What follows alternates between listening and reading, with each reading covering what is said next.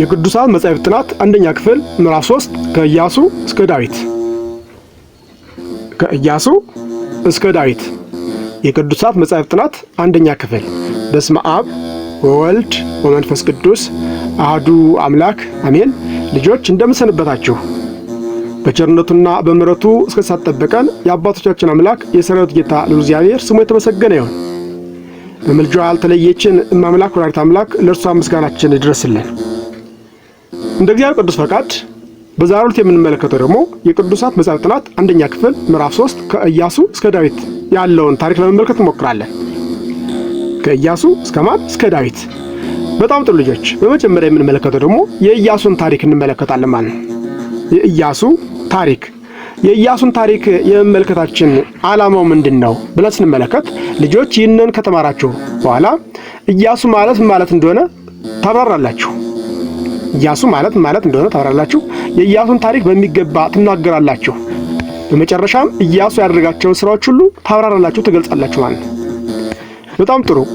ቁልፍ ቃላት አሉ፣ እነሱ ነግራችኋል ልጆች። እነዚህ ቁልፍ ቃላት ናቸው፣ ብዙዎቻቸው የሚያስፈልጉ እነሱን ነግራችኋል። የመጀመሪያው ገባኦን የሚል ነው። ገባኦን። ሁለተኛ ናዝራዊ፣ ሶስተኛ መስፍን፣ አራተኛ ስዕለት የሚለውን እነዚህ ቁልፍ ቃላት ናቸው። እነዚህን በሚገባ ልትይዟቸው ያስፈልጋል። እንግዲህ ኢያሱ ማለት እግዚአብሔር አዳኝ ነው ማለት ሲሆን አልኳቸው ልጆች። ኢያሱ ማለት እግዚአብሔር ምንድነው? አዳኝ ነው ማለት ሲሆን የአባቱ ስም ነዌ ይባላል። የአባቱ ስም ነዌ ይባላል።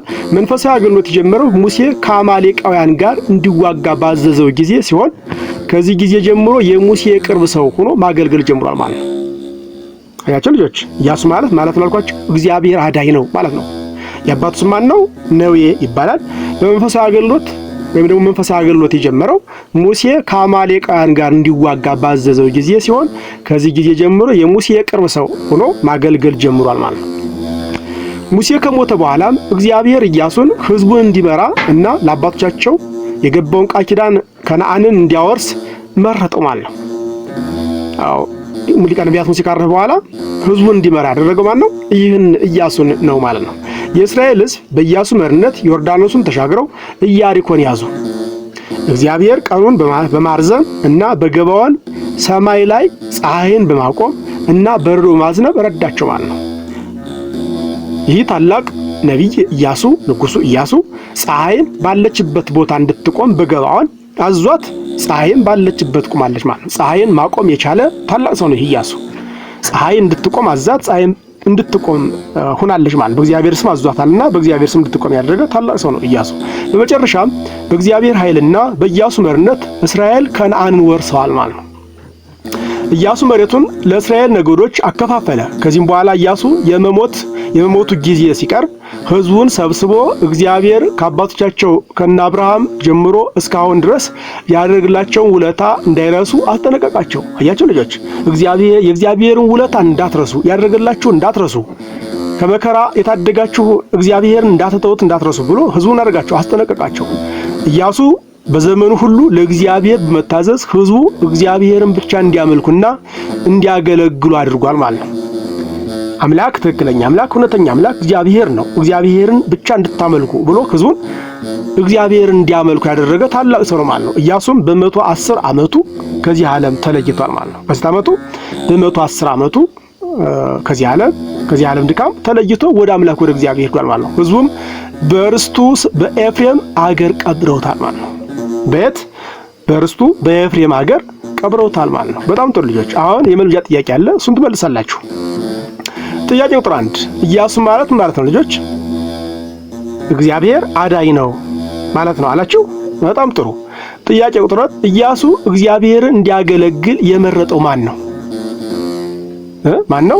ኢያሱ እግዚአብሔርን እንዲያገለግል የመረጠው ማን ነው? ሊቀ ነቢያት ሙሴ መረጠው። ከዛም በኋላ ከሙሴ ቀጥሎ እግዚአብሔርን እያገለገለ ሄዷል ማለት ነው። እግዚአብሔርም መርጦታል፣ ሊቀ ነቢያት ሙሴም መርጦታል ማለት ነው።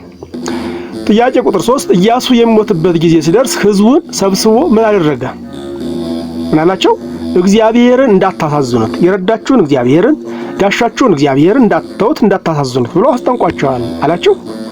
ጥያቄ ቁጥር 4 በኢያሱ መሪነት ሕዝቡ የተሻገሩት ወንዝ ምን ይባላል? ማነው? ዮርዳኖስ አላችሁ። ዮርዳኖስ ወንዝ ተሻግረው ኢያሪኮ እንደገቡ ተናገራችሁ። በጣም ጥሩ። አሁን ደግሞ የምንመለከተው የቅዱሳት መጻሕፍት ጥናት አንደኛ ክፍል የሚለውን ምዕራፍ 3 ቁጥር 2 የሶምሶን ታሪክ የሚለውን እንመለከታለን ልጆች። የማን? የሶምሶን ታሪክ። የሶምሶንን ታሪክ መማራችን ለምን ይረዳናል ብለን ስትመለከት ልጆች ይህንን ከተማራችሁ በኋላ የሶምሶንን ታሪክ በሚገባ ትናገራላችሁ። ሶምሶን የሰራቸውን ስራዎች ትዘረዝራላችሁ። የሶምሶንን ኃይል ምን እንደነበር በሚገባ ታስረዳላችሁ ማለት ነው። እነዚህን 3 መሰረታዊ ዓላማዎች እንድትገነዘቡ የሚያደርግ ትምህርት ነው ማለት ነው። የሶምሶን ታሪክ የሶምሶን ታሪክ የተሰጠው ኃይል ይህን እንመለከታለን ልጆች። ሶምሶን የሚባል አንድ ወጣት ነበር። አባቱ የዳን ነገድ የሆነ ማኑሄ የሚባል ሰው ነበር ልጆች። የሶምሶን አባት ማን ይባላል? ማኑሄ ይባላል። እናቱ መካን ነበረች። ደግሞ እናቱ መውለድ የማትችል ምን ነበረች? መካን ነበረች። የእግዚአብሔር መልአክ ልጅ እንደምትወልድ ነገራት።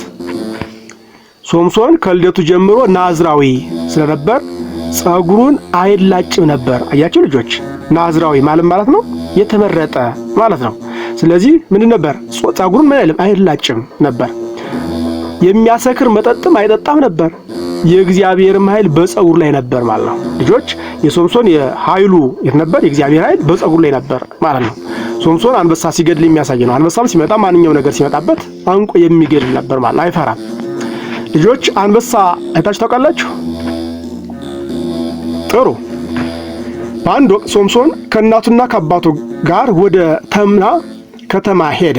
በዚያም አንድ የአንበሳ ደቦል እያገሳ ወደ እርሱ መጣበት። ሶምሶን ያለ መሳሪያ በእግዚአብሔር ኃይል አንበሳውን ገደለው። ከጥቂት ቀን በኋላ የአንበሳው ሬሳ ሊያይ ተመለሰ። ያችሁ መሞቱን በሚገባ ለመመልከት ደግሞ ተመልሶ ሲሄድ እንመለከታለን ልጆች። ሶምሶንና ፍልስጤማውያን የሚለውን እንመለከታለን። አሁን ደግሞ ሶምሶንና ፍልስጤማውያን። ሶምሶን ፍልስጤምን እንዲዋጋ ኃይል ከእግዚአብሔር ተቀበለ። ከማን ኃይል? ከእግዚአብሔር ተቀብሏል። አንዲት ፍልስጤማዊት ሚስት አገባ። በእርሷ ምክንያት በተጣሉ ጊዜ እህላቸውን አቃጠለባቸው። በአንድ የአህያ መንጋጋ 1000 ፍልስጤማውያን ገድሏል ማለት ነው። በአንድ የአህያ መንጋጋ እየመታ ምን አድርጓቸዋል? 1000 ፍልስጤማውያን ሲገድል እንመለከታለን። በአንድ ወቅት ጠላቶቹ በጋዛ ከተማ ሊይዙት ሲጠባበቁት የከተማይቱን በር መዝጊያ ነቅሎ በመውሰድ አመለጠ። ሶምሶን ደሊላ የምትባል ሴት ደግሞ ወደደ። ማን የምትባል? ደሊላ የምትባል ሴት ወደደ። ይህ ሴት ኃይሉ ያለበትን የአካል ክፍል የናዝራዊነቱንም ምስጢር እስኪነግራት ድረስ በፍቅር አታለለችው። እቺ ተልካ የመጣች ናት። ኃይልህ ያለው ምን ላይ ነው? እንድትደክም የሚያደርግህ ምን ስትደረግ ነው? በማለት በፍቅር ምክንያት አታለለችው፣ ዋሸችው ማለት ነው። ኃይሉ በጸጉሩ እንደሆነ ሲነግራት ጸጉሩን ላጭታ ሲደክም ለፍልስጤማውያን መኳንን ታሳልፋ ሰጠችው ማለት ነው። እያችሁ ልጆች፣ ክፉ ሴት ነበረችና ኃይሉ ያለበትን ከነገራት በኋላ ይህንንም ኃይል የሚገኘው በጸጉሩ ላይ እንደነበር ስለነገራት ጸጉሩን ላጭታ ኃይሉን በማድከም ያደረገች ለፍልስጤማውያን መኳን ታሳልፋ ሰጠችው ማለት ነው። ሶምሶን ኃይለኛ የሆነው በእምነት ነበር። ራሱን ባለመግዛቱ ምክንያት ኃይሉን አጣ። ጠላቶቹ በእስር ቤት ጣሉት። ዓይኖቹን አውጥተው አሳወሩት። በመጨረሻም ወደ እግዚአብሔር ጸልዮ የቤቱን ምሰሶዎች ገፋው። ቤቱ ሲወድቅ በቤቱ የነበሩ ሰዎች በሙሉ ምን ሆኑ? ሞቱ ማለት ነው። ጸጉሩ ኃይሉ የነበረበት ጸጉሩን ሲላጭ ምን ሆነ? ኃይሉ ደከመ ማለት ነው። ናዝራዊ ነው። ጸጉሩ እንዳይላጭ የሚያሰክር መጠጥ እንዳይጠጣ ተብሎ ተነግሮ ነበር። አታድርግ የተባለውን በማድረጉ ምክንያት በፍቅር ምክንያት ስለቀረበችው ደሊላ የምትባለው ሴት እንዳይናገር እናቱ ያስጠነቀቀችውን በመተው ኃይሉ ያለበትን ጸጉሩን ነገራት። ከዚያ በኋላ በተኛበት ጸጉር ላጨችው። ኃይሉም ደከመ። ለፍልስጤማውያን አሳልፋ ሰጠችው። ፍልስጤማውያን ምን አደረጉት? አሰሩት። ዓይኖቹን አወጡ። ዓይኖቹን 2 ዓይኖችን አወጣው ጣሉ። ከእሱ ግን ምን አደረገ? እግዚአብሔር ሆይ አንድ ጊዜ ኃይል ስጠኝ፣ እነዚህ ጠላቶችን እንድበቀላቸው አንድ ጊዜ ኃይል ስጠኝ ብሎ እግዚአብሔርን ለመነው። እግዚአብሔርም አንድ ጊዜ ኃይል ሰጠው። የቤቱ የታሰረበትን ምሰሶ የፍልስጤም መኳንንት አብረው የሚጠጡበትን እሱን አስረው እየተጫወቱበት ነበርና በዚያም ጊዜ ምን አለ? ኃይል ስጠኝ ብሎ እግዚአብሔር ለመነው። ኃይልም ሰጠው። ምሰሶውን አነቃንቆ ቤቱ ተደርምሶ እሱም እነዛ መኳንንቱም አብረው እንዲሞቱ አድርጓል ማለት ነው ሶምሶን። ጥሩ ልጆች፣ አሁን የመልመጃ ጥያቄዎች አሉ፣ እነሱ ትመልሳላችሁ። ጥያቄ ቁጥር 1 ናዝራዊ ማለት ነው ልጆች። ናዝራዊ ማለት ነው የተመረጠ አላችሁ። ጥያቄ ቁጥር 2 ሶምሶን መሳሪያ ሳይጠቀም የገደለው እንስሳ ምንድነው? አንበሳ አላችሁ። በጣም ጥሩ። ጥያቄ ቁጥር 3 ሶምሶን ለምን ኃይሉን አጣ? ለምንድነው? ኃይሉ ያለበት የእግዚአብሔርን ጸጉር ደሊላ የምትባለው ሴት በፍቅር ምክንያት ቀርባ ስለላጨችው አላችሁ። አው ጸጉሩ ላይ ነበር ኃይሉ የነበረው የእግዚአብሔር ኃይል። ጸጉሩ ሲላጭ ሆነ ኃይሉን አጣ። በዚህ ምክንያት ኃይሉ ደክሟል ማለት ነው። ጥያቄ ቁጥር 4 ሶምሶንን ያታለለችው ሴት ማናት? ደሊላ አላችሁ። በጣም ጥሩ ልጆች። ጥያቄ ቁጥር 5 የሶምሶን ኃይል ምን ላይ ነበር? ጸጉሩ ላይ አላችሁ። በጣም ጥሩ። አሁን ደግሞ የምንመለከተው የቅዱሳት መጻሕፍት ጥናት አንደኛ ክፍል ምዕራፍ 3 ቁጥር 3 ላይ የምንመለከተው የጌዲዮን ታሪክ የሚለውን እንመለከታለን። የጌዲዮን ታሪክ የቅዱሳት መጻሕፍት ጥናት አንደኛ ክፍል ምዕራፍ 3 ቁጥር 3 የጌዲዮን ታሪክ። ልጆች ጌዲዮን በእስራኤል ከሚታወቁ መሳፍንት መካከል አንዱ ነው። በዋሻ ውስጥ ሆኖ ስንዴ ሲወቃ እግዚአብሔር ሕዝቡን ከአማሌቃውያን እንዲያድን ጠራው። ጌዲዮንም ከሕዝቡ ውስጥ 300 ወታደሮችን ብቻ ይዞ አማሌቃውያንን አሸነፋቸው ማለት ነው። ሕዝቡ በድሉ ተደስተው ንጉሥ ሁንልን ብለው ቢጠይቁት ጥያቄያቸውን ሳይቀበል በመስፍንነት ብቻ እስራኤልን ሲያገለግል ኑሯል ማለት ነው። ማነው ስሙ? ጌዲዮን። ስንት ወታደሮች ይዞ ወጣ? 300 ወታደሮችን ብቻ ይዞ መውጣት አማሌቃውያንን በማሸነፍ ጠላቶቹን በመውጋት ሕዝቡን ታድጓል ማለት ነው። ጥሩ ልጆች፣ የመልመጃ ጥያቄ አንደኛ ጥያቄ ቁጥር 1 መስፍንነት ማለት ነው? ልጆች መስፍንነት ማለት ከንጉሥ በታች ሆኖ የሚያገለግል ማለት ነው። ጥያቄ ቁጥር 2 ጌዲዮን ያሸነፋቸው ሰዎች የት ሀገር ሰዎች ነበሩ? የት ናቸው? አማሌቃውያን እንደሆኑ ልንረዳ ያስፈልገናል። የማጠቃለያ ጥያቄዎች አሉ፣ እነሱ ትመልሳላችሁ። የሚከተሉት አረፍተ ነገሮች በትክክል ካነባችሁ በኋላ ትክክል የሆነውን እውነት፣ ትክክል ያልሆነውን ደግሞ ሐሰት በማለት መልሱ። ጥያቄ ቁጥር 1 ኢያሱ ለአገልግሎት የተጠራው በሙሴ አማካኝነት ነው። መልሱ እውነት ነው ልጆች። ጥያቄ ቁጥር 2 ሶምሶን ማለት እግዚአብሔር አዳኝ ነው ማለት ነው። መልሱ ምንድነው? ሐሰት ነው። ኢያሱ ማለት ነው እግዚአብሔር አዳኝ ነው ማለት። ጥያቄ ቁጥር 3 ጌዲዮን እግዚአብሔር ከእርሱ ጋር ስለነበሩ በ300 ወታደሮች ብቻ ጠላቶቻችን አሸነፈ። ጌዲዮን እግዚአብሔር ከእርሱ ጋር ስለነበረ በ300 ወታደሮች ብቻ ጠላቶችን አሸነፈ። መልሱ እውነት ነው። ለምን? እግዚአብሔር ከእርሱ ጋር ስለነበረ በ300 ወታደሮች ብቻ ጠላቶችን እንዳሸነፈ እንረዳለን ማለት ነው። ጥያቄ ቁጥር 4 ሶምሶን ናዝራዊ ይሆናል የተባለው በስለት ስለተወለደ ነው። መልሱ ምን ነው? እውነት ነው ልጆች። ተስላ ነበር እናቱ። መልአኩ መጥቶ ልጅ ትወልጃለሽ አላት። ከዛ በኋላ ምን ሆነ? ሶምሶን ናዝራዊ ይሆናል የተባለው በስለት ስለተወለደ ነው። መልአኩ ስለተናገረ ነው። መልአኩ እናቱ መካን ነበረች። በኋላም የእግዚአብሔር መልአክ መጥቶ ልጅ እንደምትወልድ ነግሯታል። በዚህ ምክንያት ናዝራዊ ሆኗል ማለት ነው ልጁ። ጥያቄ ቁጥር 5 ሶምሶን ጠንካራ ወጣት ነበር፣ የእግዚአብሔርም ኃይል በእርሱ ነበር። መልሱ እውነት ነው ልጆች። ከተሰጡት አማራጮች መካከል ትክክለኛውን መልስ የያዘውን ፊደል ምረጡ። አሁን ደግሞ ምርጫ ነው ልጆች የምጠይቃችሁ፣ ትመርጣላችሁ ማለት ነው። ጥያቄ ቁጥር 1 በገባዖን ፀሐይን ያቆመ ማን ነው? ሀ ሙሴ፣ ለ ኢያሱ፣ ሐመርኋ ሶምሶን። መልሱ ማን ነው ልጆች? ለ ኢያሱ አላችሁ። በጣም ጥሩ። ጥያቄ ቁጥር 2 ሶምሶን ኃይሉን ያጣው በምን ምክንያት ነው? ሀ ምስጢሩን በመናገሩ፣ ለ ጸሎት በማድረጉ፣ ሐመርኋ ናዝራዊ መሆኑን ስላወቀ። መልሱ ሀ ምስጢሩን በመናገሩ ነው አላችሁ። ጥሩ ልጆች። ምስጢርን መናገር አያስፈልግም ማለት ነው። መናገር ላለብን ብቻ ልናገር እንችላለን እንጂ እንደፈለግን ያለንን ምስጢር ለማንም ማውራት አደጋ እንዳለው ልትረዱ ያስፈልጋቸዋል። ጥያቄ ቁጥር 3 የእግዚአብሔር ኃይል በሶምሶን በየትኛው የአካል ክፍሉ ነበር? ሀ በእግሩ፣ ለ በፀጉሩ አመርኋ በእጁ። መልሱ ለ በፀጉሩ አላችሁ። በጣም ጥሩ። ቀጥለን የምንመለከተው ደግሞ አንደኛ ክፍል የቅዱሳት መጻሕፍት ጥናት ከሚለው ውስጥ ምዕራፍ 3 ቁጥር 4 የሩትና የኑኃሚን ታሪክ የሚለውን እንመለከታለን። የሩትና የኑኃሚን ታሪክ የቅዱሳት መጻሕፍት ጥናት አንደኛ ክፍል ምዕራፍ 3 ቁጥር 4። የትምህርቱ ዓላማ ምን ነው ብለን ስንመለከት የኑኃሚን ታሪክ ልጆች ይህንን ከተማራችሁ በኋላ የኑኃሚንን ታሪክ በሚገባ ታስረዳላችሁ። ቀጥላችሁም ሩት ያደረገችው መልካም ነገር በሚገባ ታብራራላችሁ ማለት ነው። ጥሩ ልጆች፣ ኑኃሚን ማለት ደስታዬ ማለት ነው። ኑኃሚን ማለት ምን አልኳችሁ? ደስታዬ ማለት ነው። በእስራኤል የሚኖር አቤሜሌክ የሚባል ካህን ነበር። በሀገሩ ድርቅ ይበረታባቸውና ሰው ሁሉ ወደ ሌላ ሀገር ሲሰደድ አቤሜሌክም 2 ወንዶች ልጆችንና ኑኃሚንን ይዞ ሞዓብ ወደምትባል ሀገር ተሰደደ። ያችሁ በራብ ምክንያት ልጆች፣ በራብ ምክንያት ተሰደዱ። በዚያም እያሉ 2 ልጆቹ ከሞዓብ ሴቶች መሃል ኦርፋና ሩት የሚባሉ ሴቶችን አገቡ። ማን?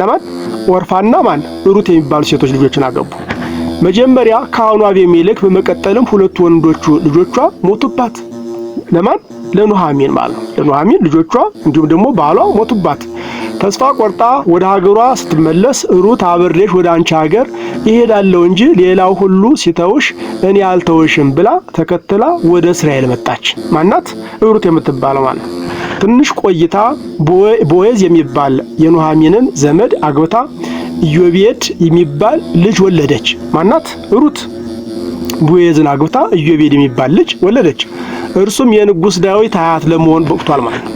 የንጉሥ ዳዊት አያት ለመሆን በቅቷል። ሩት የቦዔዝ እርሻ ስትቃርም የሚያሳይ ነው። ይሄ የቦዔዝን እርሻ ስትቃርም የሚያሳይ ነው። ልጆች የመልጃ ጥያቄዎች አሉ፣ እነሱ ትመልሳላችሁ። ኑኃሚን ማለት ምን ማለት ነው? ጥያቄ ቁጥር 1 ምን ይላል? ኑኃሚን ማለት ምን ማለት ነው ልጆች? ደስታዬ ማለት ነው። ጥያቄ ቁጥር 2 ኑኃሚን በጣም ተስፋ ቆርጣ ወደ ሀገሯ የተመለሰችው ለምንድን ነው? ባለቤቷና 2 ወንድ ልጆቿ ስለሞቱባት አላችሁ። ጥሩ። ጥያቄ ቁጥር 3 የዳዊት አያት የተባለው ማን ይባላል? ኢዮቤድ አላችሁ ልጆች። ኢዮቤድ የተባለው የዳዊት አያት ለመሆን በቅቷል፣ የሩት ልጅ ማለት ነው። በጣም ጥሩ ልጆች። አሁን ደግሞ ቀጥሎ የምንመለከተው የቅዱሳት መጻሕፍት ጥናት አንደኛ ክፍል ምዕራፍ 3 ቁጥር 5 የሳሙኤል እናት የሐና ታሪክ እሱን እንመለከታለን። የሳሙኤል እናት የሐና ታሪክ የቅዱሳት መጻሕፍት ጥናት አንደኛ ክፍል ምዕራፍ 3 ቁጥር 5። በጣም ጥሩ ልጆች። በተራራማው በኤፍሬም ሀገር የሚኖር ሕልቃና የሚባል አንድ ሰው ነበረ። ማልኳችሁ ሕልቃና የሚባል ሕልቃና ሐና የምትባል ሚስት ነበረችው። ሚስቱ ሐና መካን ስለነበረች ልጅ አልነበራትም። በዚህም የተነሳ ብዙ ጊዜ ሐና ታለቅሳለች፣ ታማርም ነበር፣ ምግብ አትቀምስም ነበር። ባሏ ሕልቃና ሊያጽናናት እንኳን ቢሞክር ሐና በጣም አዝና ስለነበር ወደ ቤተ መቅደሱ ብቻዋን ሄዳ እግዚአብሔር ልጅ እንዲሰጣት ትለምን ነበር። ያችሁ ስናጣ ሁሉም መስጠት የሚችል እግዚአብሔርን መለመን እንድንችል የሚያስተምር ታሪክ ያላት ናት። ሐና ልጅ ስላጣች እግዚአብሔርን ልጅ ስጠኝ ያለች ቤተ መቅደሱ ዳ ትለምን ነበር። እርሱ የሚሰጣትን ልጅ መልሳ ለእግዚአብሔር እንደምትሰጥ ስለተሳለች ልጅ ብትሰጠኝ መልሼ ላንተ አገልጋይ እንዲሆን ሰጣለሁ አለችው። እያለቀሰች ጸሎታንም ወደ እግዚአብሔር አቀረበች። ሐና ስትጸልይ ካህኑ ኤሊ በቤተ መቅደስ ደጃፍ ተቀምጦ ይመለከት ነበር። ሐና የወይን ጠጅ ጠጥታ ሰክራ የምትለፈልፍ መሰለው። የወይን ጠጅሽ ካንቺ አርቂው ሲል ሐናን ተናገራት። ሐና ግን አለች፣ የወይን ጠጅ ጠጥታ የምታለቅ ሴት አልነበረችም። የምትለፈልፍ ሴት አልነበረችም። እግዚአብሔር ልጅ እንዲሰጣት በጸሎት እየጠየቀች እንደሆነ ለካህኑ ለኤሊ አስረዳቸው። የእግዚአብሔር ካህን ኤሊ ምን አለ? የእስራኤል አምላክ እግዚአብሔር የለመንሽውን ልመና ይስጥሽ ብሎ ባረካት። ልጆች አያችሁ፣ ካህኑ ምን አደረጋት? ባረካት። ለምን? እኔ የምለፈልፈው የማለቅሰው የወይን ጠጅ ጠጥቼ ሳይሆን አዝኜ ነው፣ ልጅ የለኝም ብላ ስለነገረችው እንግዲያስ ሁሉም መስጠት የሚችለው እግዚአብሔር ምን ይበልሽ ልጅ ይስጥሽ ብሎ ባረካት። ሐና ደስተኛ ሆና ወደ ቤቷ ተመለሰች። እግዚአብሔርም የሐናን ልቅሶና ልመና ሰማ። የመውለጇ ወራት ሲደርስ ሐና ወንድ ልጅ ወለደች። ያቸው ልጆች እግዚአብሔር ሁሉን ማድረግ የሚችል አምላክ ነውና ልጅ ሰጣት። እግዚአብሔር ልመናዬን ሰምቷል ስትል ስሙን ሳሙኤል ብላ ጠራችው። ምን አለች? ስሙን አላችሁ ሳሙኤል አለችው። ማለት እግዚአብሔር ልመናዬን ሰምቷል ማለት ነው። ሳሙኤል ማለት ነው ልጆች እግዚአብሔር ልመናዬን ሰምቷል ስትል ሳሙኤል ብራ ጠራችሁ ማለት ነው። አያችሁ የሳሙኤል እናት ሐና በቤተ መቅደሱ እያለቀሰች እግዚአብሔርን ስትለምን የሚያሳይ ስዕል ነው። ጥሩ ልጆች አሁን የሕፃኑ ሳሙኤል ለቤተ ክርስቲያን መሰጠት እንመለከታለን። ምክንያቱም እናቱ ሐና ምን አለች? ልጅ ብትሰጠኝ መልሼ ላንተ ሰጥሃለሁ እንጂ ለኔ አገልግለኝ አይደለም ብላ ተስላ ነበርና ይህንን የወለደችውን አንድ ልጅ ምን አደረገች? ለቤተ መቅደስ ሰጣለች እና እሱን እንመለከታለን። ሐናም ሕፃኑ ሳሙኤልን ጡት እያጠባች ጡት እስኪተው ድረስ በቤቷ ተቀመጠ። ሕፃኑ ሳሙኤል ጡት መጥባት በተወ ጊዜ ሳሙኤልን እና ለመስዋዕት የሚሆን ነገሮችን ይዛ ወደ እግዚአብሔር ቤት መጣች ማለት ነው። ሕፃኑ ሳሙኤል በእግዚአብሔር ካህን በኤሊ ፊት ይዛ ሄደች። እግዚአብሔር የለመንሁትን ልመናን ሰጥቶኛል፣ እኔ ደግሞ ለእግዚአብሔር ሰጥቼዋለሁ፣ እድሜው ሁሉ ለእግዚአብሔር ሰጠ ይሆናል ብላ ሳሙኤልን ለካህኑ ለኤሊ ሰጠችው ማለት ልጆች ለካህኑ ለኤሊ ሰጠችው። እግዚአብሔር ልመናዋን ስለተቀበለ ሐና ፈጣሪዋን አመሰገነች። ሳሙኤልም ከዚያን ቀን ጀምሮ ካህኑ ኤሊ ጋር በቤተ መቅደስ መኖር ጀመረ። ካህኑ ኤሊ ሳሙኤልን የእግዚአብሔርን ቃል እያስተማረ ቤተ መቅደሱ አሳድገው ተንከባከበው። ያቸው ልጆች ካህኑ ኤሊ የእግዚአብሔርን ቃል እያስተማረው በቤት አሳደገው፣ ቤተ መቅደስ ሲያሳድገው እንመለከታለን ማለት ነው። ይኸው እናቱ ቅድስት ሐና ልጇን ሕፃኑን ሳሙኤልን ወስዳ ቤተ መቅደስ ስትሰጥ የሚያሳይ ስዕል ነው። ይሄ ምስል ነው። ልጆች አሁን የመልመጃ ጥያቄዎች አሉ፣ እነሱን ትመልሳላችሁ። ሐና ታዝን ነበረው ለምንድን ነው? ጥያቄ ቁጥር 1 ምን አለ? ሐና ታዝን ነበረው ለምንድን ነው? ልጆች ልጅ ስላልነበራት አላችሁ። ጥያቄ ቁጥር 2 ሳሙኤል ማለት ምን ማለት ነው? ማለት ነው እግዚአብሔር ልመናዬን ሰማኝ ማለት ነው አላችሁ። በጣም ጥሩ። ጥያቄ ቁጥር 3 ሐና ቤተ መቅደስ ያገኘችው ካህን ማን ይባል ነበር? ማን ይባላል? ካህኑ ኤሊ አላችሁ። ጥሩ። ጥያቄ ቁጥር 4 ኤሊ ሳሙኤልን እያስተማረ ይንከባከበው የነበረው ለምንድን ነው? ኤሊ ሳሙኤልን እያስተማረ ይንከባከበው የነበረው ለምንድን ነው? አዎ ትልቅ ሰው እንዲሆን፣ ደህና ሰው እንዲሆን፣ የእግዚአብሔር አገልጋይ እንዲሆን፣ እግዚአብሔርን እንዲያውቅ ካህኑ ኤሊ ሳሙኤልን በቤተ መቅደስ እየተንከባከበ አሳድጎታል። አንድም የስለት ልጅ ስለሆነ የስለት ልጅ የእግዚአብሔር ልጅ ለእግዚአብሔር ተሰጠ ስለሆነ ካህኑ ኤሊ በቤተ መቅደስ እየተንከባከበ አሳድጎታል ማለት ነው። በጣም ጥሩ ልጆች አሁን የማጠቃለያ ጥያቄዎች አሉ፣ እነሱን ትመልሳላችሁ። ከተሰጡት አማራጮች መካከል ትክክለኛ መልስ የያዘውን ፊደል ምረጡ። ጥያቄ ቁጥር 1 ሰው ቢተውሽ እኔ ግን አልተውሽም ብላ ኑኃሚንን ተከትላ ወደ እስራኤል የመጣች ሴት ማን ትባላለች? ሀ ሩት፣ ለ ኦርፋ፣ ሐመርኋ የሳሙኤል እናት ሐና። መልሱ ሀ ሩት አላችሁ። በጣም ጥሩ። ጥያቄ ቁጥር 2 ልመናዋን ሰምቶ ልጅ ስለሰጣት እግዚአብሔርን በጸሎት ያመሰገነች ሴት የትኛዋ ናት? ሀ ኑኃሚን፣ ለ የሳሙኤል እናት ሐና፣ ሐመርኋ የኢዮቤድ እናት ሩት።